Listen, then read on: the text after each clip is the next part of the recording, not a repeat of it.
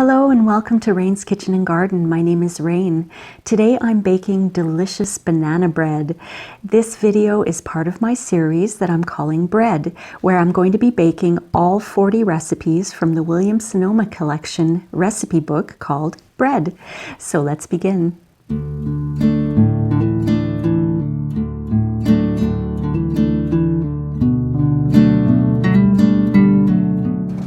The first step in making this delicious banana bread is to preheat your oven to 350 degrees Fahrenheit, that's 180 degrees Celsius, or gas mark 4.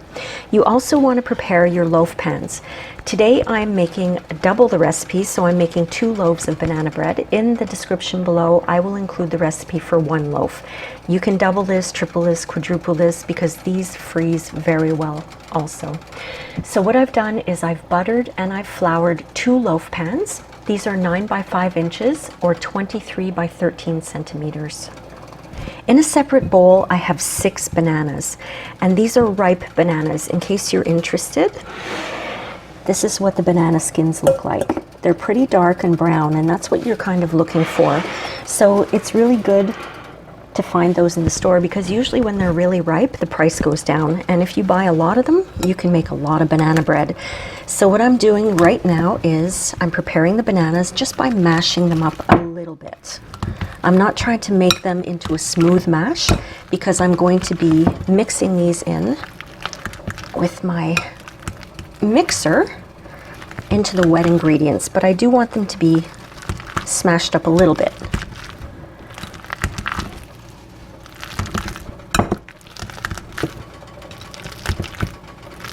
Okay, that's enough, just so they're not solid pieces. In a very large bowl, I've got 3/4 of a cup of unsalted butter. That's about 180 grams. And I'm going to add 2 cups of packed brown sugar. And I'm going to take my beaters and I'm going to beat that until it's creamy. It takes a couple of minutes.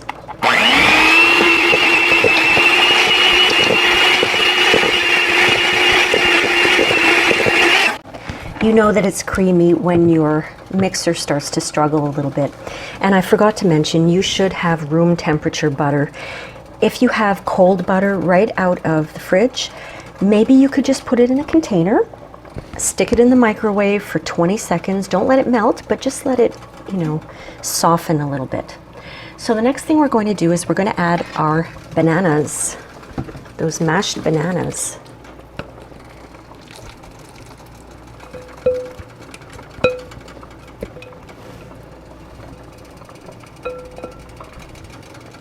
All right, and the 6 large eggs.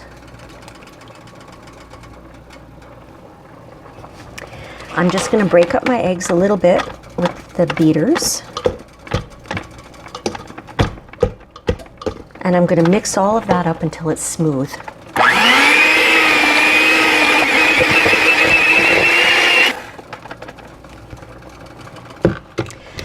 Don't forget to scrape down the sides once in a while, just to make sure you don't have any ingredients sticking to the bowl, and give the bottom a bit of a scrape as well. Okay.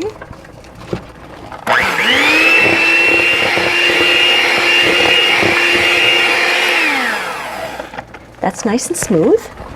So now I'm going to add 1 cup of buttermilk. That's about 250 mils. Sorry about that.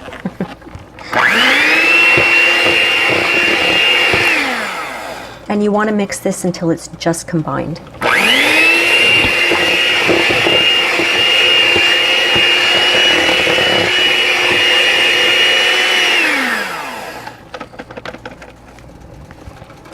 In a separate large bowl, I have 4 cups of all-purpose flour. That's 630 grams. And to that, I'm going to add 2 teaspoons or 12 grams of baking soda, 2 teaspoons or 10 grams of baking powder, 1 teaspoon of salt, that's 7 grams, and delicious nutmeg. That's 1 teaspoon or 4 grams of nutmeg. I'm going to give that a stir with my fork.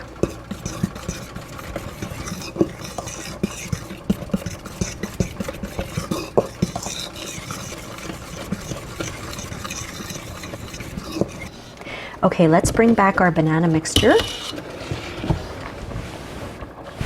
And to that, I'm going to add all of the dry ingredients.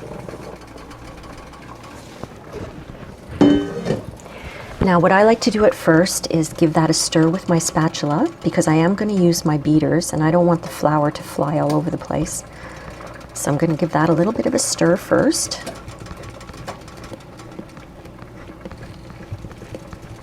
And at the same time, I'm scraping down the sides. I don't want any of that flour to stay behind. I want it all incorporated.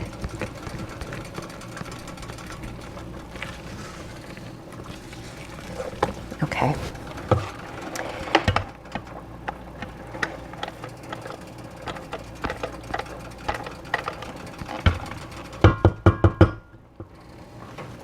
All right, so now I'm going to beat that until it's just combined, and the batter will be lumpy.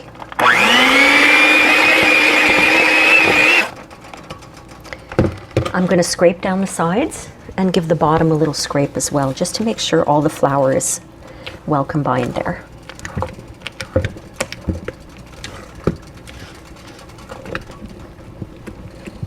Okay, I think that's all combined well.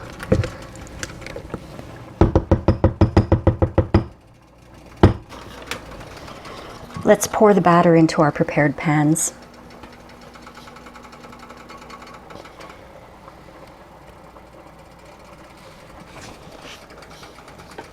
You want to make sure there's no more than 2/3 of the batter in each pan. If you overfill them, they're not going to cook properly.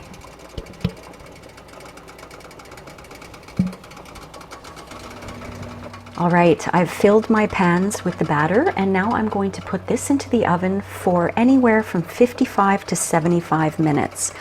I have a very finicky oven, so sometimes it takes less time, sometimes it takes more. At the 55-minute mark, I'm going to take out my loaves, and I'm going to see if they're done by putting a toothpick in the middle, and if it comes out clean, then they're done. I took my banana bread out of the oven about 10 minutes ago. I let them cook for 75 minutes because I know my oven. So I'm going to show you. 10 minutes, they've been sitting here in the pans. I'm going to put my little skewer in, and it comes out clean. There are no crumbs on it. And I'm going to do the same thing over here. And it comes out clean. No crumbs. So I know that my loaves are baked. I can touch them now because they've been out of the oven for 10 minutes. What I'm going to do now is I'm going to turn them out onto the cooling rack and let them cool completely. No matter how tempting it is to want to slice into them and eat them, I'm going to let them cool.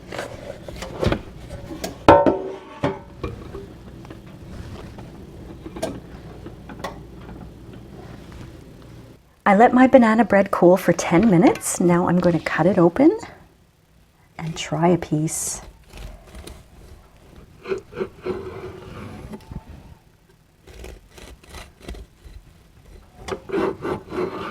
This banana bread is so moist and delicious.